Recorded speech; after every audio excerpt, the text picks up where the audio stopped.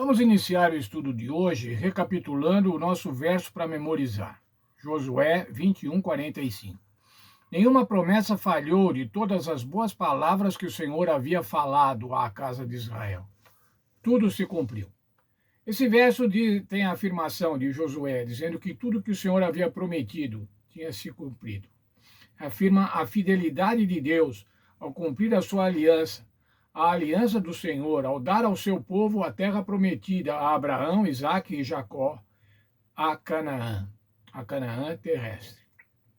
A fidelidade de Deus é um atributo do seu caráter. Deuteronômio 32:4. Deus é fidelidade e não há nele injustiça, é justo e reto. Essa fidelidade está arraigada no seu amor real. Deuteronômio 7:9. Saberão, pois, que o Senhor teu Deus é Deus, o Deus fiel, que guarda a aliança e a misericórdia até 1000 gerações, aos que amam e cumprem os seus mandamentos. Deus é fiel e guarda a sua aliança, guarda a sua misericórdia. O compromisso divino de manter as suas promessas, apesar das falhas humanas, é uma manifestação concreta do seu amor leal, evidente em todas as alianças da Bíblia, da aliança adâmica à aliança davídica. Na lição dos professores, das páginas 136 a 139, há um bom estudo sobre essas alianças, desde a aliança de Adão até a aliança com Davi. Eu recomendo que vocês leiam com cuidado, com carinho esse texto. É um texto um pouco longo, mas serve para vocês entenderem, para que nós entendamos as alianças de Deus. Aliança com Adão. Como foi a aliança com Adão? Gênesis 1:28. E Deus os abençoou e lhes disse: sede fecundos e enchei a terra, sujeitai-a, dominai sobre todos os animais. A aliança do Senhor Deus com Adão, o compromisso do Senhor Deus com Adão era que ele deveria ser fecundo, deveria ter descendentes, deveria, à semelhança de Deus, criar seres, novos seres humanos e dominar sobre toda a terra. Entretanto, irmãos, o pecado atrapalhou esse plano divino. No entanto, apesar do fracasso humano, Deus permaneceu comprometido com seu plano e prometeu que a semente da mulher destruiria a serpente e restauraria o domínio perdido. A promessa de Gênesis 3:15. Apesar do pecado, o Senhor agora estava apresentando um plano de salvação, renovando a aliança de vida. A promessa de um Salvador, a vitória sobre o pecado. O texto de Gênesis 3:15 diz assim: porém, inimizade entre ti e a mulher, entre a tua descendência e o seu descendente, e este te ferirá a cabeça, e tu lhe ferirá o calcanhar. Está dizendo que a semente da serpente, ou seja, Satanás, atrapalharia os planos da igreja, a semente do Senhor. E a semente do Senhor Jesus, o descendente, o Senhor Jesus Cristo, produziria uma ferida mortal na cabeça desta serpente. Mas ainda, a continuidade da vida, conforme o plano original de Deus, é fecundidade. Veja Gênesis 3:20, diz assim, Gênesis fechou com Adão, nomeando Eva, em hebraico, vida, que se tornaria a mãe de toda a vida. Gênesis 3:20, indicando claramente que a morte não teria a palavra final. Portanto, o Senhor ainda mantinha o seu compromisso com a vida. Mas vamos ver agora a aliança noética. Veja, com o pecado, o mundo ficou de uma situação deplorável. Gênesis 6:5 diz assim, a maldade se multiplicou, todo pensamento e ações era mal o tempo todo. Havia agora o mundo entrado num processo de descriação, por conta do pecado e por conta do mal. Nessa ocasião, o Senhor, então, providenciou o dilúvio para que pudesse recriar a terra. Veja lá o texto da nossa lição. Após o dilúvio, Deus renovou a aliança adâmica com Noé, usando o mesmo fraseologia encontrada em Gênesis 1:28, que se encontra em Gênesis 9:1. Abençoou Deus a Noé e seus filhos e lhe disse, sede fecundos, multiplicai-vos, enchei a terra. Veja, esse é o objetivo, essa aliança de Deus, que o povo de Deus se multiplique e que encha a terra. Como um novo Adão, Noé foi abençoado com a promessa de muitos descendentes e de domínio. Mas veja, também após Noé, o mundo caiu novamente em pecado. Mas ainda assim, Deus permaneceu comprometido com o seu plano, o seu compromisso com a vida. Agora então aparece outra aliança, a aliança com Abraão.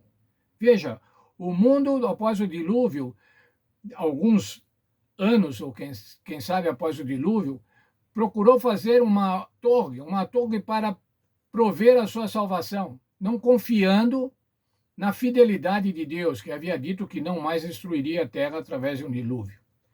E agora então, os seres humanos construíram a Torre de Babel, que se tornou um monumento à confusão.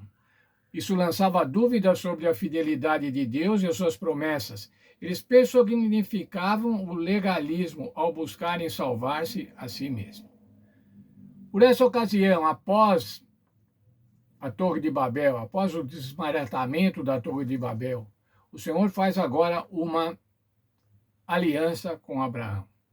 Veja, essa aliança marcou um novo começo para a criação. Gênesis 12, 1-3. Farei de ti uma grande nação, te abençoarei, engrandecerei o teu nome, em ti serão benditas todas as famílias da terra. Veja, mas também Abraão não foi absolutamente fiel a essa aliança. Ele tomou a Agar como mulher em lugar de Sara, querendo resolver também, por conta, a questão da descendência. Ainda assim, Deus o usou para ser uma bênção para as nações, como foi visto na história de José, em que a vida foi preservada e a semente abraâmica manteve o seu propósito. Mas eles ficaram presos no Egito, o povo, os irmãos de José, os filhos de Jacó, onde mais tarde seriam escravizados. No entanto, Deus permaneceu fiel em seu compromisso com o seu plano, a garantia da vida. Agora vamos ver então a aliança mosaica. Veja só o texto de Êxodo, capítulo 1, verso 7. Os filhos de Israel foram fecundos, aumentaram muito, se multiplicaram e se tornaram extremamente fortes, de maneira que a terra se encheu deles. Isso era o quê, irmãos? Um cumprimento da profecia de Gênesis 1, 28. Sede fecundos e encher a terra, era o que estava acontecendo. O plano de Faraó, então, era de reduzir aquela população. Era de produzir um genocídio, se possível. Mas veja lá, Faraó estava, portanto, intervindo no plano original de Deus e, por essa razão, ele e seu reino foram julgados. Deus tirou seu povo do Egito para renovar a aliança com ele no Monte Sinai. Veja, o Senhor estava agora renovando a aliança com o povo, que estava escravizado no Egito, mas tinha sido milagrosamente liberto pelo Senhor. Veja lá, mas Deus ainda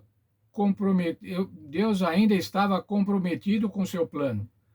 É verdade que a cada alteração de os novos participantes humanos apareceram, mas Deus sempre se adaptou às novas circunstâncias, mas sua fidelidade permaneceu inalterada. Qual a fidelidade de Deus? A garantia da vida dos seus filhos. Mas após a aliança mosaica, a Bíblia apresenta outra aliança, a aliança davídica. Ora, nós vimos que Josué conquistou a terra. Após isso, o reino de Israel se estabeleceu fortemente. Em sua misericórdia, o Senhor levantou libertadores, chamados de juízes, para defender Israel. Porque logo após se estabelecer, o povo de Israel passou a se afastar de Deus. Deus chamou Samuel para ser sacerdote, juiz e profeta simultaneamente.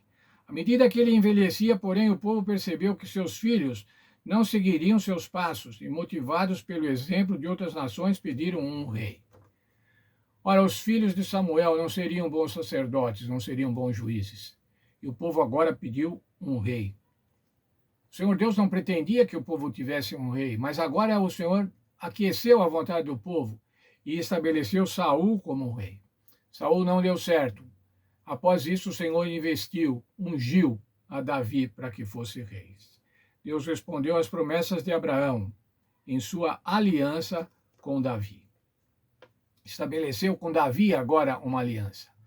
Sabe, irmãos, estamos falando de várias, parece que estamos falando de várias alianças, mas essa aliança é a mesma aliança.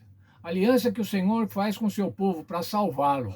A aliança que o Senhor faz com o seu povo para que esse povo o obedeça e para que dessa maneira seja abençoado. No entanto, Deus ainda se manteve fiel ao seu plano e não desistiu do seu povo. Mesmo com os problemas que foram enfrentados ou que foram também motivados por Davi, o Senhor fez aliança com Davi e não desistiu do seu povo. Uma sequência de alianças. Aliança com Adão, com Noé, com Abraão, com Moisés e com Davi. Essas alianças apresentam um padrão de bênção, depois seguido de pecado, de apostasia e novamente a bênção através da graça, do perdão, da misericórdia. Isso mostra a constância da fidelidade e amor leal do Senhor. A constância, o Senhor é um Deus constante. A Bíblia apresenta agora uma nova aliança, a nova aliança em Jesus Cristo, que não precisará mais ser renovada. Veja o texto de Hebreus 8:10 e de Jeremias 31:33. Porque esta é a aliança que firmarei com a casa de Israel, ou seja, com o povo de Deus, conosco. Essa aliança que o Senhor quer é firmar conosco. Depois daqueles dias, diz o Senhor, na sua mente imprimirei as minhas leis. Também sobre o seu coração as escreverei. Eu serei o seu Deus e eles serão o seu povo. Todas as alianças, irmãos, as alianças de Adão, Noé, Abraão, Moisés, Davi, nessas alianças o povo foi infiel. O povo era infiel ao compromisso com Deus, mas Deus mantinha a sua fidelidade.